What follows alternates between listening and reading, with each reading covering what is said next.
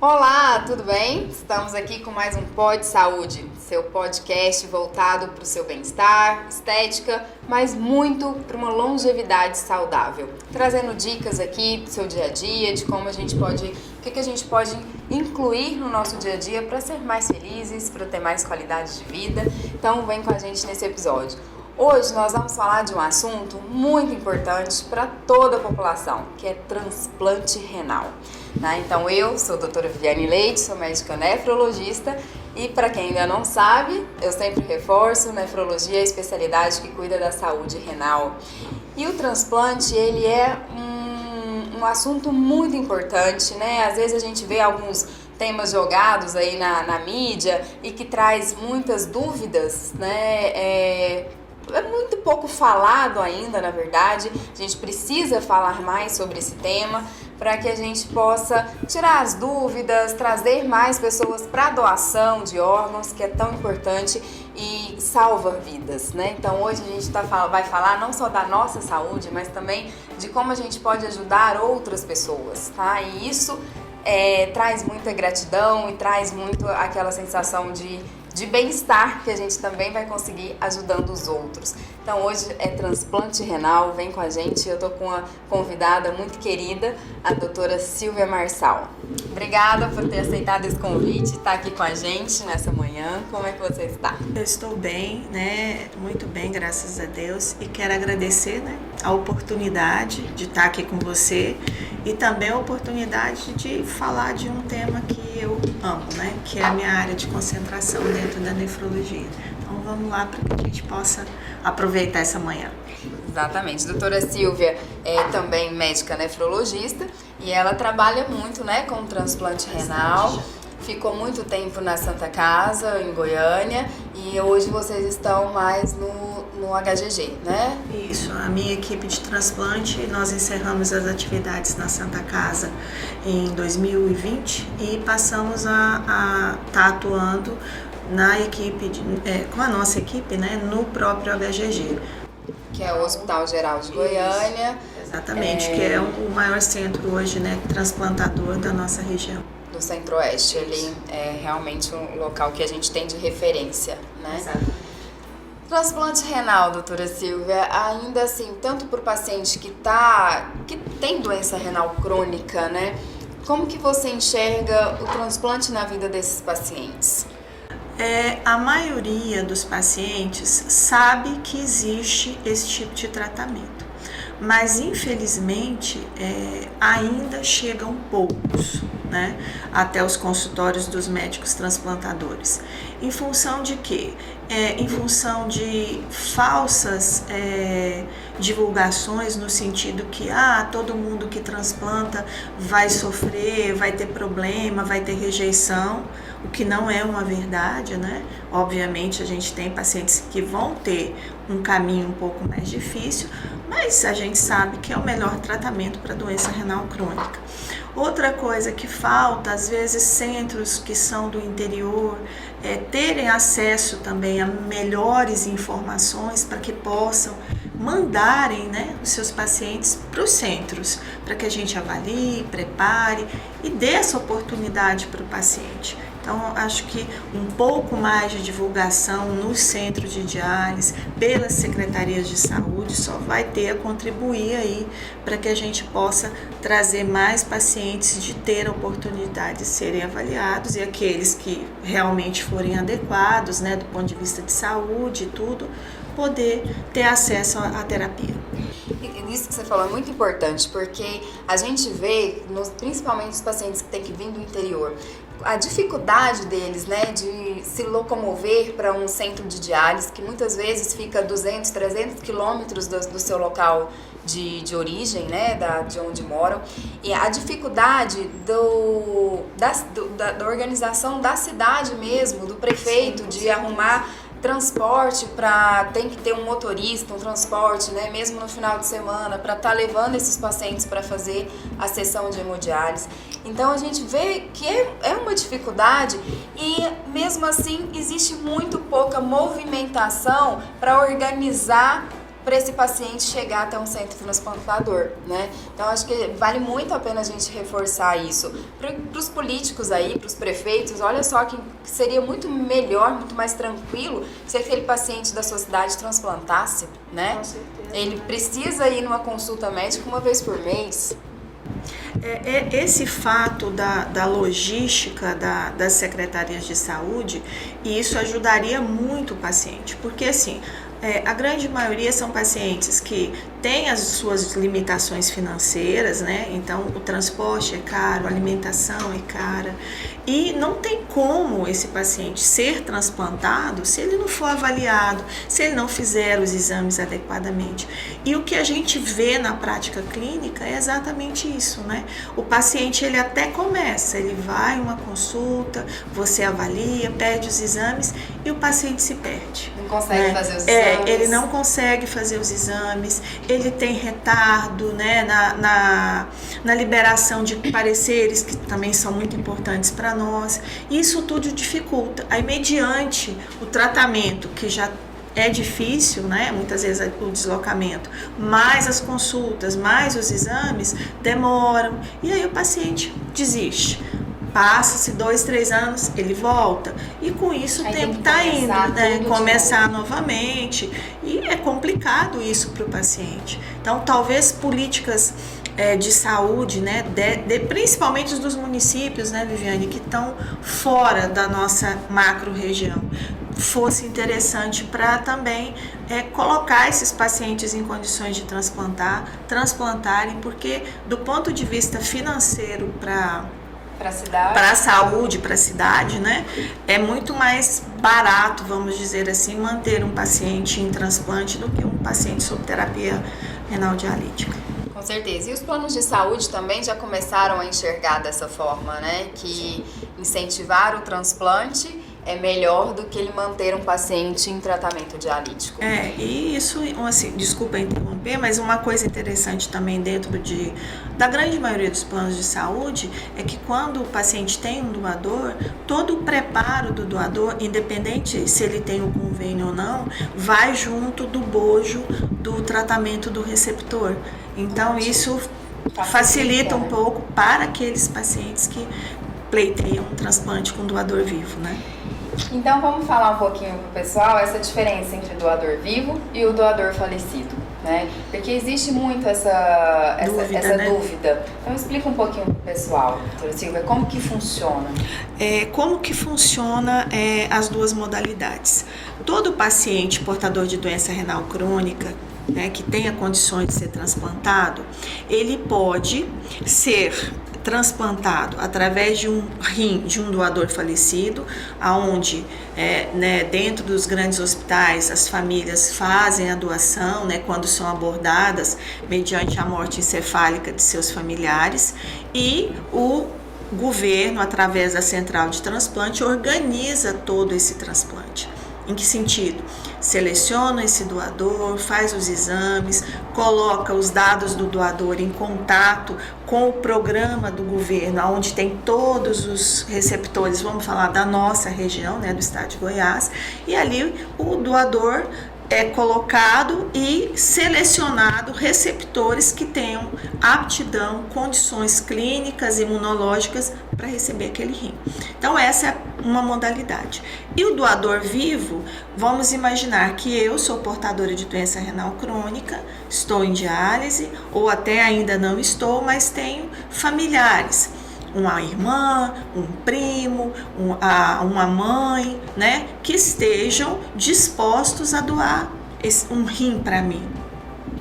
Esses doadores são avaliados, né, e é selecionado o doador que melhor mantém uma igualdade imunológica, né, da célula e também saúde. O doador é uma pessoa saudável que num ato de altruísmo extremo vai doar, né, um órgão para aquele receptor, né? Principalmente, normalmente o que a gente vê são os familiares.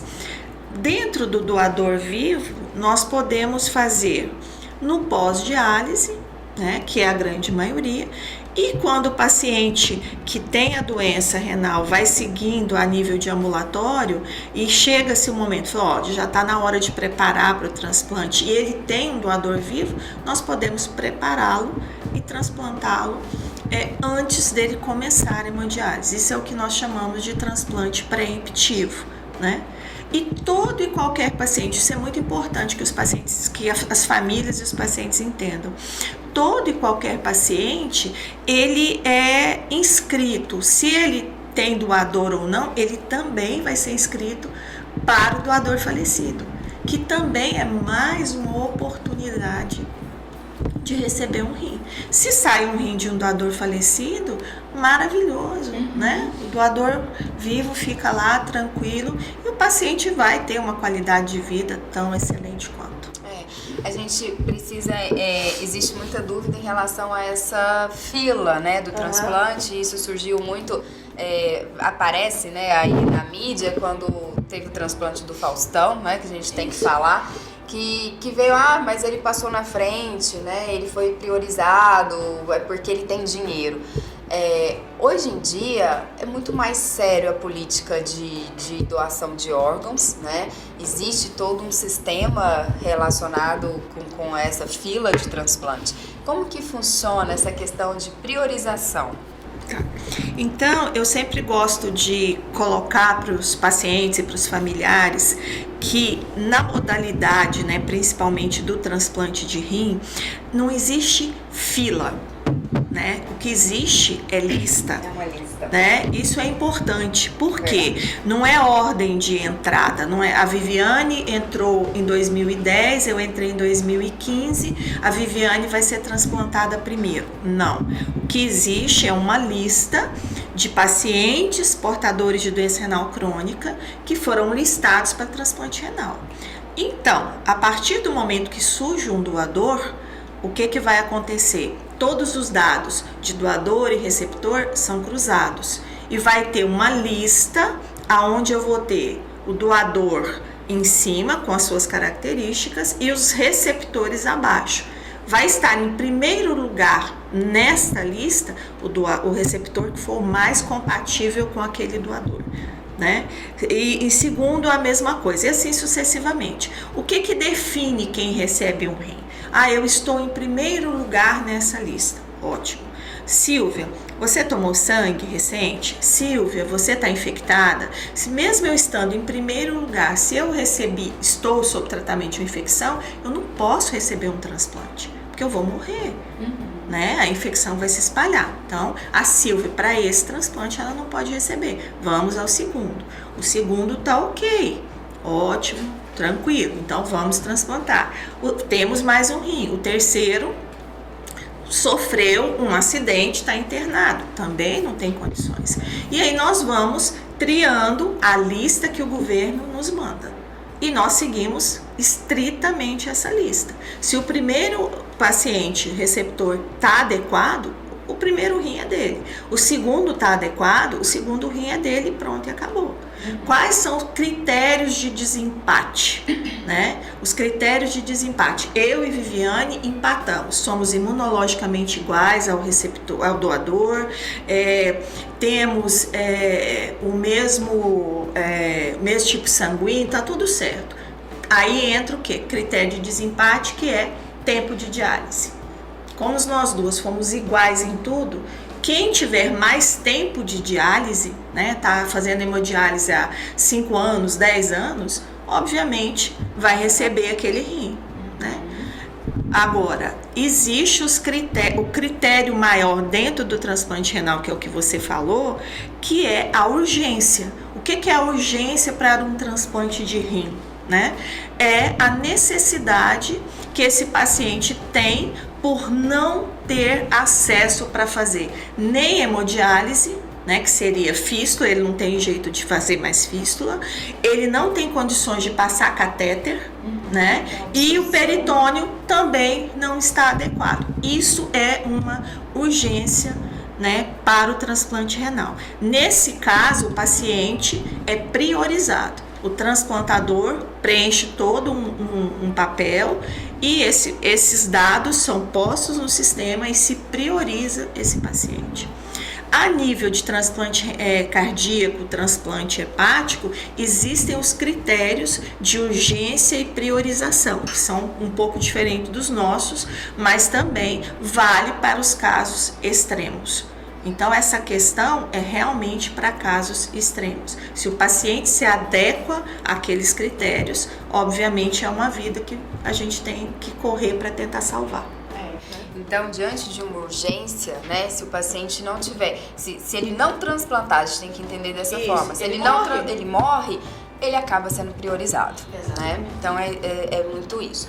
E é muito correta essa questão da lista. Então eu já tive um paciente que esperou 30 dias saiu um rim, né? Ele foi compatível, ele recebeu, tinha um doador e o doador foi compatível imunologicamente com ele e deu sorte. E aí realmente tudo bem. 30 dias é ao mesmo tempo que a gente tem pacientes que estão 5 anos esperando um rim. Então, aí depois que a gente lista, depende muito dessa questão de sorte. De sorte, né? Por isso a necessidade de doador. Vamos doar. Vamos doar, exatamente. Porque quanto mais doador, maior a chance, né? De um compatível com aquele que está mais na frente ali, que está aguardando, às vezes até que está aguardando há muito tempo, de sair esse rim. E existem tipos sanguíneos que são mais raros, né? Que é mais difícil de ter doador. Então, quanto mais doadores nós tivermos, maior a chance daquele paciente conseguir transplantar.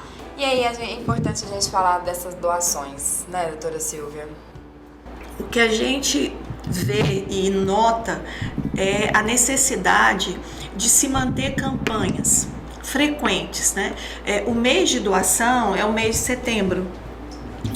Todo ano a gente tem as campanhas, mas a gente não pode só se ater só a setembro, a gente precisa trabalhar o ano inteiro, né? Infinitamente, para que mais e mais famílias entendam, né, que naquele momento de dor extrema elas realmente podem ajudar, né? Podem salvar a vida de N pessoas, porque não são só os grandes órgãos, né?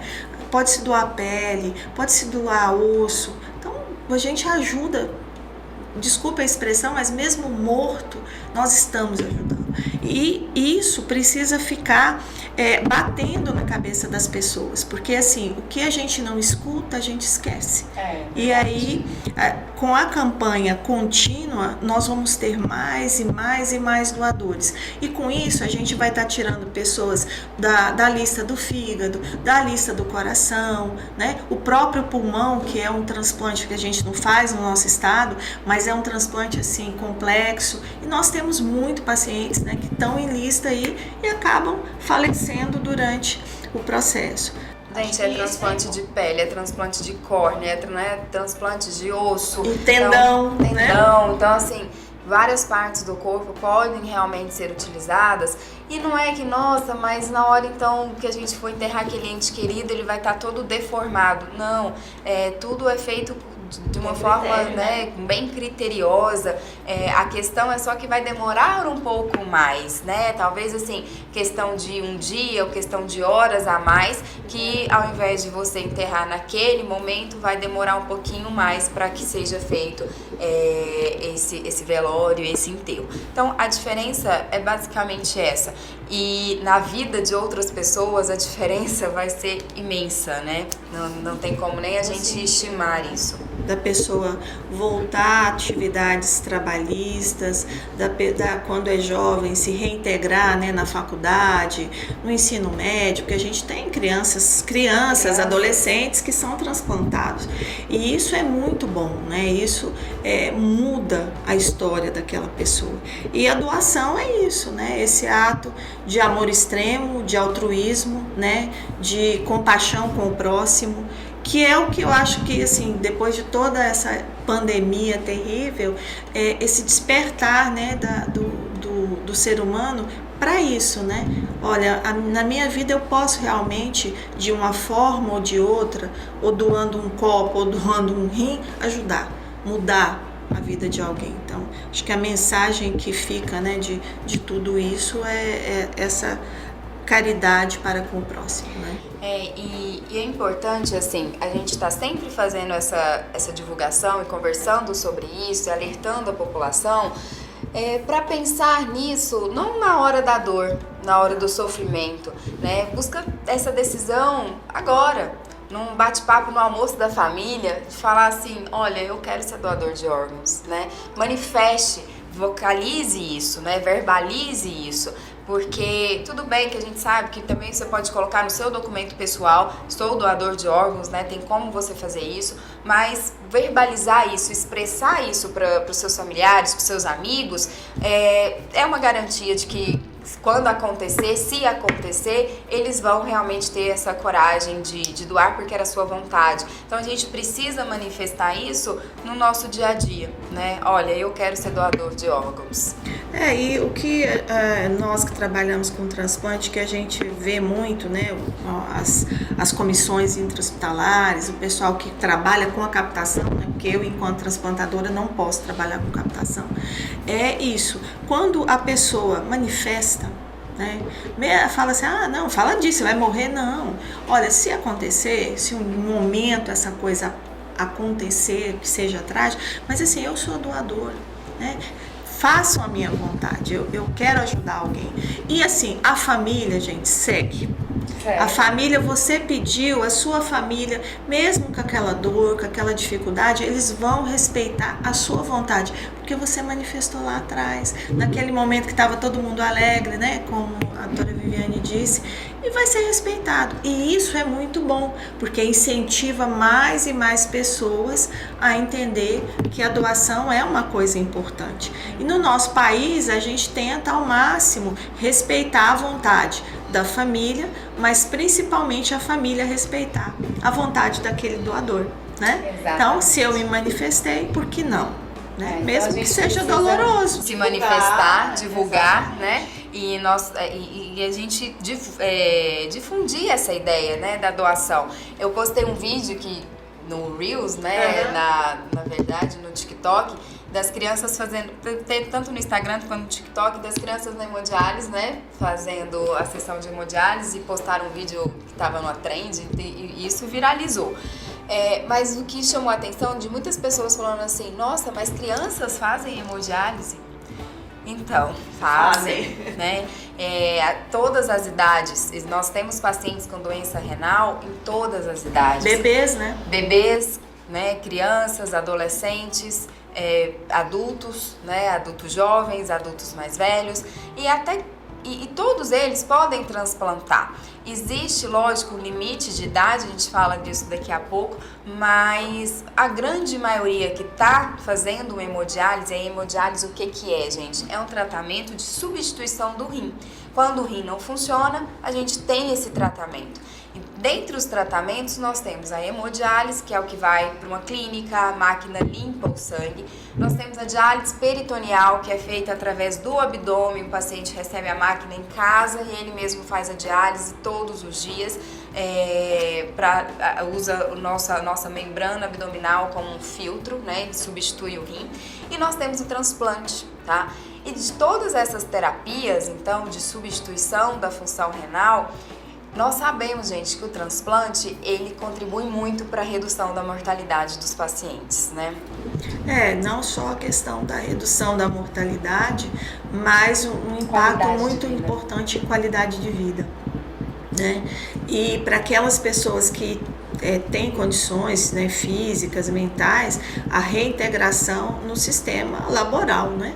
Porque o trabalho também, ele é bom para o paciente. O trabalho dignifica o homem, exatamente, já diziam isso, é verdade. Isso não resta a menor dúvida. O paciente se sentir útil, ativo, né? Útil, contribuindo para a sociedade, para a família, né? E isso não tem preço, né? Eu acho que isso é uma questão muito interessante mesmo. E que acho que assim, o transplante é para isso, né? Para que aqueles que têm condições realmente voltar ao máximo a sua atividade normal, né? A busca é por isso.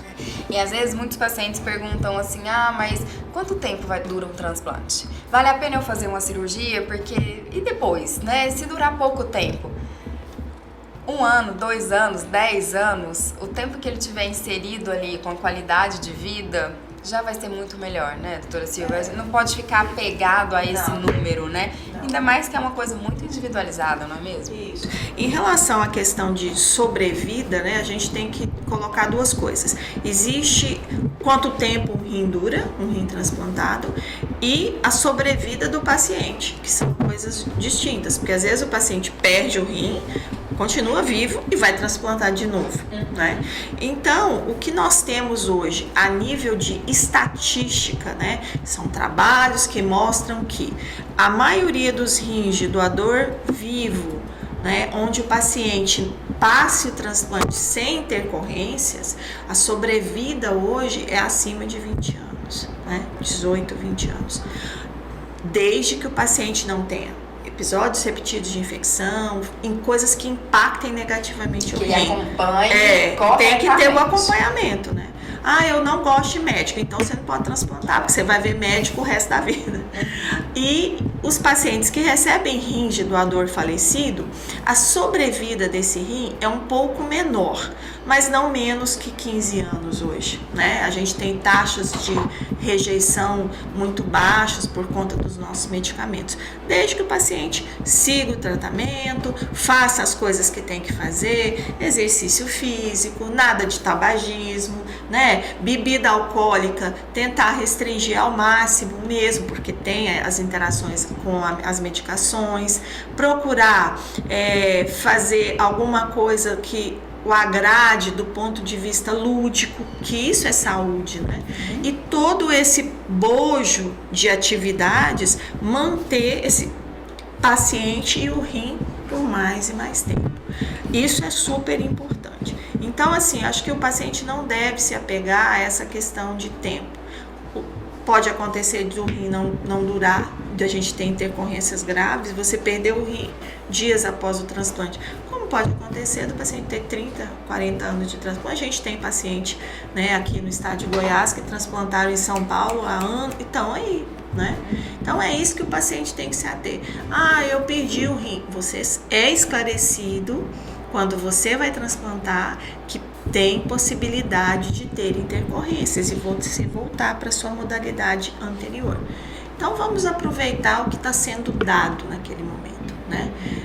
Use da melhor forma possível e não pense nisso, porque se a gente for pensar nisso, a gente não anda. Exatamente, né? E é pra nossa vida mesmo. Exatamente. Se a gente for pensar, mas não vai dar certo, né? Ficar com aquele pensamento negativo, isso te limita. Atrai, né? Eu acredito muito em energia, né? Então a gente realmente tem que acreditar, ter esse pensamento positivo que vai dar certo. E você falou ali a diferença da questão da sobrevida do rim e a sobrevida do paciente, exatamente, né?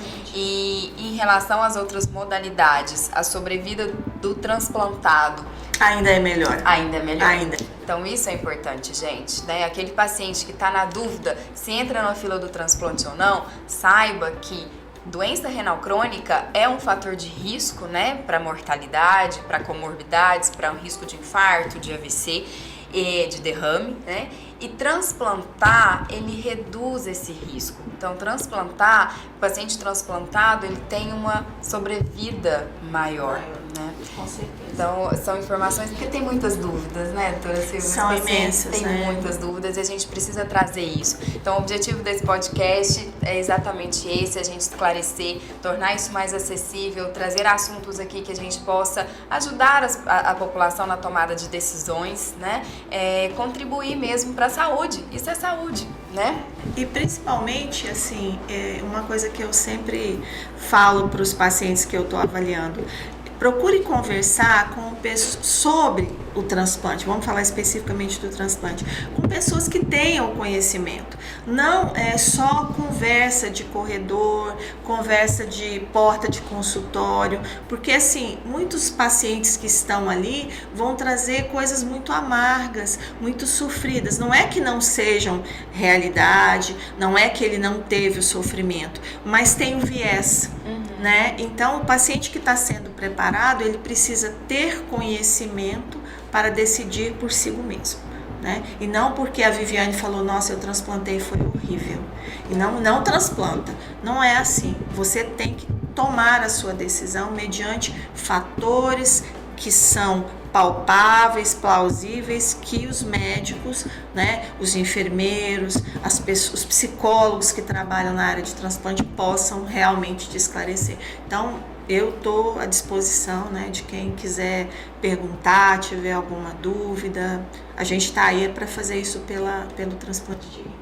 Exatamente, eu também coloco aí à disposição, a gente precisa divulgar isso e ajudar as pessoas nessa tomada de decisão. E a população envelheceu, né, doutora Silva? Então, assim, a gente vê cada vez mais pacientes ali mais idosos, mas que estão ali ainda muito ativos, né, muito independentes, e a gente sempre, o paciente gosta de, né, ele sempre pergunta até que idade eu posso transplantar. Bom, em relação à idade, o que nós temos hoje? Cada equipe de transplante tem o seu protocolo, que seriam as normas que regem aquela equipe. E a maioria das equipes colocam faixas etárias. O que nós fazemos hoje, né? Eu vou falar a nível de mundo. O ideal, sempre que possível, é a gente fazer uma avaliação de fragilidade, né? Porque às vezes a pessoa tem 50 anos, mas é uma pessoa extremamente frágil do ponto de vista orgânico, físico, né? Fazer uma avaliação também do status neurológico desse paciente, porque no transplante a gente precisa muito dessa questão, que o paciente entenda o que está acontecendo com ele, que ele tenha esse discernimento, que ele saiba o que são os comprimidos. Mas sempre vai ter alguém com ele. Isso é uma coisa que a gente vê que não funciona tão bem assim, porque as pessoas falam, não, eu vou tomar conta. Só que é uma coisa a longo prazo. E aí o que acontece? Deslizes, e nos deslizes a gente tem o quê? Rejeições, né? Então isso é muito complicado. Então, para a gente hoje falar que um paciente vai ser transplantado com 70 anos, ele tem que ser um paciente de 70 anos sem sinais de fragilidade extrema, porque não dá, porque o prognóstico vai ser reservado. A sobrevida dele, né? Não vou dizer nem do rim aí, a sobrevida do paciente não vai ultrapassar 5 anos. Então isso realmente é uma coisa que pesa. Então eu diria que não é só a questão idade, assim, 65, 50, 70, mas a avaliação do todo, né? A avaliação do todo é muito mais importante do que só o critério idade, um número. Hoje nós não somos números, né? Porque a gente tem paciente de 70 anos que às vezes está tão bem, muito melhor do que um paciente que está em diálise também, que tem 40, que às vezes tem um coração muito mais sofrido. Se eu não tenho um bom coração, eu não tenho como transplantar, né? Eu vou ter que fazer um transplante de coração para depois fazer um de rim. As coisas são muito mais complexas nesse aspecto. Então, eu diria para os pacientes assim, tem que conversar muito, tem que passar pela avaliação e principalmente tem que entender que às vezes você vai ter que pesar se é melhor continuar em diálise ou assumir todos os riscos, que vão ser muitos, e as responsabilidades, né? E as responsabilidades e o seu perfil clínico, né? A sua condição, né? Não é só olhar o exame, é te examinar, ver gordura, ver massa muscular, ver perfil cardíaco, para ver se você aguenta. Às vezes você morre na indução anestésica. Ninguém quer isso, né? Então, às vezes é melhor realmente continuar no método dialítico, onde você vai ter limitações de dias, horários, mas você vai estar ali junto com a sua família, trabalhando, fazendo as suas coisinhas, né? E vivendo. Porque às vezes, se você transplantar, você pode não suportar toda a carga que a gente tem no pós-transplante, que não é pequena, né? As imposições dos medicamentos. Isso é muito importante, né? Essa responsabilidade também do paciente, né? Dele entender que não é porque ele transplantou que, acabou, tô curado, né? Não é isso. Ele tem medicações, ele tem que fazer exames, ele tem uma rotina que ele precisa seguir, né? Mas isso, assim, imagina que na diálise você também tem, né? Da Então, mesma forma. da mesma forma, talvez os pacientes que estão ali em terapias dialíticas, eles esquecem um pouco dessa responsabilidade que eles precisam ter, né? E para você ficar bem em qualquer modalidade, é muito importante ter hábitos de vida saudáveis. É saúde, né? É saúde. Saúde Então não tudo esqueçam disso. Não é porque tá ali fazendo diálise que você pode ficar comendo de tudo, né? Que você pode não fazer uma atividade física, que pode tomar bebida alcoólica, que pode fumar, né? O tabagismo é uma coisa catastrófica. Para não se entreguem, porque você precisa fazer o seu estoque de massa muscular para aguentar um transplante. Então, os pacientes precisam ser... E a população envelheceu, a gente tem muitas pessoas, né, jovens, inclusive, em tratamento dialítico, com insuficiência renal. Então, a gente inserir essas pessoas também em hábitos saudáveis, né? A gente fala muito pouco isso com os nossos pacientes, né? E assim, existem... Sim, do consultório sim, mas não da diálise, clínica, né? E existem trabalhos, né? Assim, em São Paulo, um pessoal, colega meu também estava trabalhando um trabalho onde você leva a fisioterapia, você leva o pessoal da psicologia também, da terapia ocupacional e trabalha esses pacientes dentro da sala.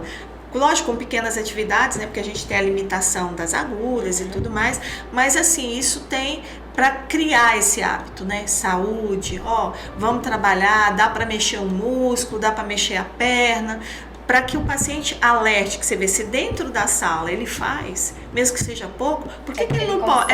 Por que ele não pode fazer nos intervalos entre a diálise? E uma coisa que eu quero deixar aqui para os pacientes, Viviane, é o seguinte: transplante, gente, transplante hoje é terapia, transplante não cura, né? Não vá com essa ideia preconcebida que eu estarei curado. O que é cura? É você não precisar de médicos, você não precisar de remédios, você tem uma vida saudável plena, uma saúde plena, né? Não precisar de médico, eu falo constantemente, você vai para os seus check-ups, a sua rotina, mas isso é cura. O transplante, você vai tomar medicação para o resto da vida enquanto o rim funcionar. Você tem que tomar antihipertensivo, fazer dieta do colesterol, do açúcar, fazer exercício, nadar, correr, né? E manter o que você tem de bom. Isso é tratamento. Talvez em algum momento agora que a gente vai ter aí os xenotransplantes, as terapias gênicas, né? Nós estamos aí com o rim biônico.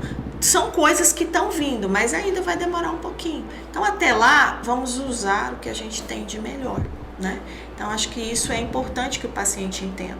Não é porque eu transplantei que eu vou deixar de me cuidar. Não, pelo contrário, eu tenho que dobrar as minhas metas de saúde para que esse rim e eu possa usufruir, né, muitos e muitos anos aí. Exatamente. Então uma dica agora importante para quem já transplantou, né, doutora Exatamente. Para quem vamos mexer, vamos movimentar e ter uma vida saudável, porque isso vai impactar na sua sobrevida e do seu enxerto. Do seu enxerto, exatamente. Então não basta só ali fazer a cirurgia e tomar os remédios, né? Isso é o básico. Isso é o mínimo, né? Isso é o mínimo, mas ter uma vida saudável, né? Então, gente, fica aqui as nossas dicas. Então, para os pacientes que que têm uma doença renal crônica, que a gente conversou aqui bastante sobre a questão do transplante, que é uma terapia, né? Assim como a hemodiálise, a diálise peritoneal.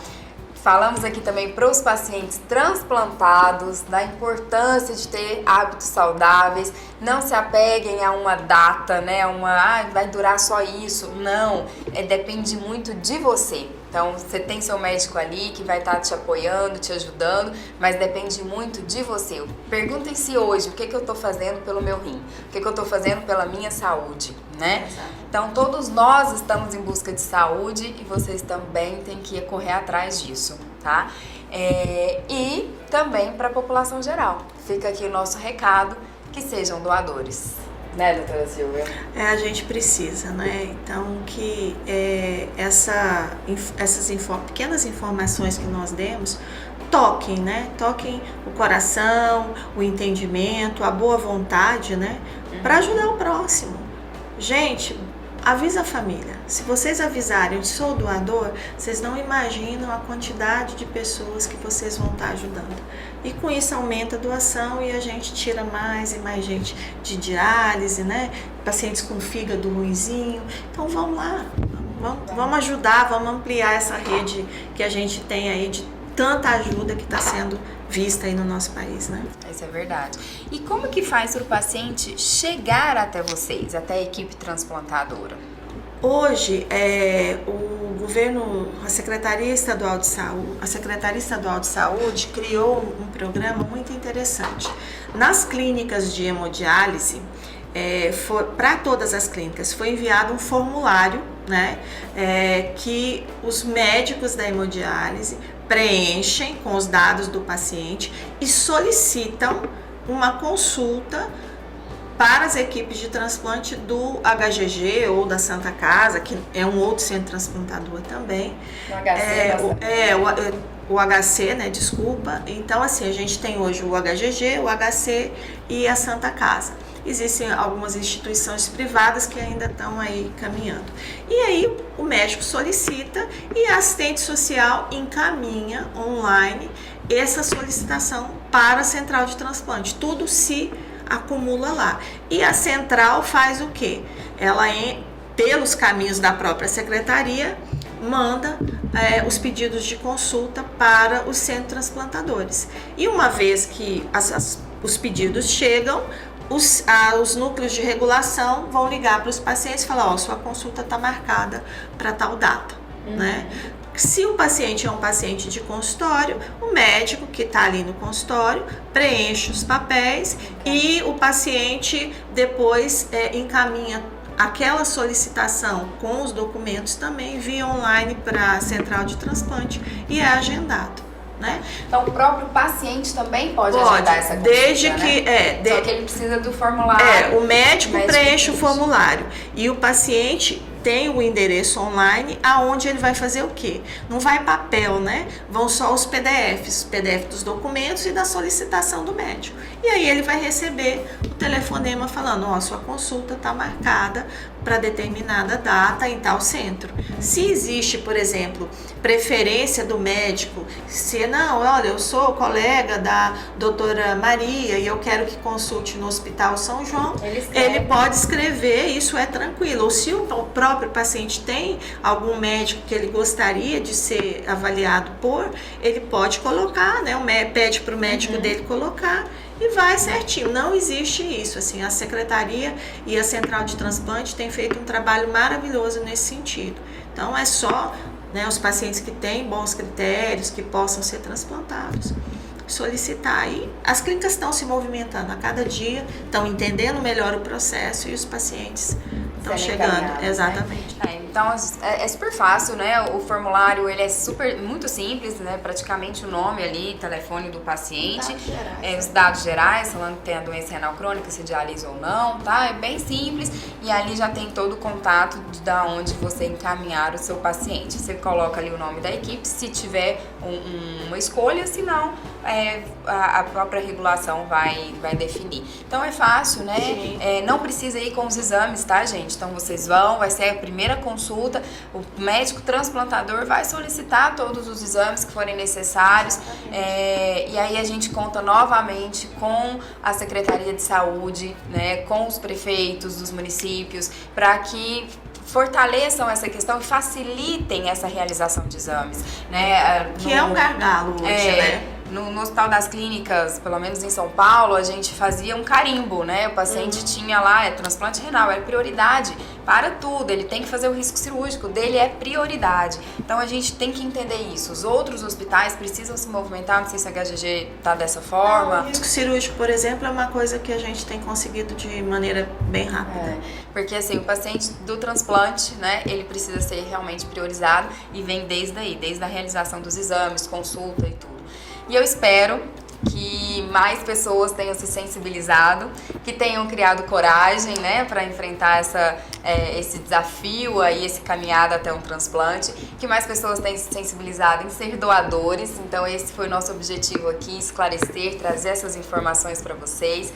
Agradeço muito a presença da doutora Silvia, que sabe muito sobre transplante, né, gente? É uma pessoa muito querida e também pelos pacientes, né, por essa visão muito humana que ela tem. E a gente só tem a agradecer, né, pela presença aqui, tá? Por ter participado aqui com a gente. Deixa o seu Instagram, doutora Silvia, para o pessoal que tiver alguma dúvida e quiser falar com você. Eu quero agradecer, viu, Viviane, a oportunidade de poder falar, esclarecer um pouco assim, o que muda para as pessoas é o conhecimento, né? Quanto mais conhecimento se tem do tema, melhor. Então acho que isso é importante, cabe a nós também esse trabalho. Então, obrigada por essa oportunidade, né, de estar aqui nesse podcast tão interessante, tão ativo. E o meu Instagram é @silviamarcal603. Se tiverem algumas questões, podem colocar lá, estou disponível, vamos respondendo, né? Sou atuante lá no HGG com a minha equipe de transplante, estamos lá para aqueles pacientes que por um acaso queiram se consultar conosco, e o importante é que vocês pensem bem, aqueles que são portadores, para se preparar e transplantar, pela qualidade de vida, pela saúde. E para os pessoas que precisam de doação, fica a sensibilização para a população em geral, né? Doem. Né? A doação, ela faz bem. Muda vidas. Muda vidas. Obrigada. Obrigada a vocês pela participação, por estar aqui assistindo mais um Pod Saúde. Até a próxima.